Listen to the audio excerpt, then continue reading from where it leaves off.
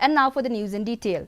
Prime Minister Narendra Modi has said that there is no dearth of political will to fight against corruption in the country under the present government today. Speaking at the Diamond Jubilee celebrations of the Central Bureau of Investigation (CBI) in New Delhi, the Prime Minister said that after 2014, the government's first responsibility was to build trust in the system, and therefore action against anonymous property and black money was taken in mission mode. He added that corrupt practices had ruined the basis of our economy and banking system in the period before 2014.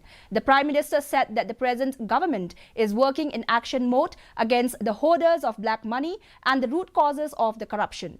As part of the Diamond Jubilee celebrations of the Central Bureau of Investigation (CBI), Prime Minister also inaugurated the newly constructed offices complex of CBI at Mao Diang Diang, Shillong through video conferencing.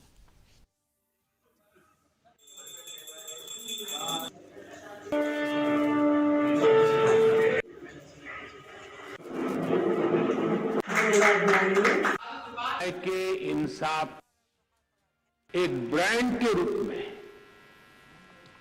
CBI हर जुबान पर है. Today, 1,319 students were conferred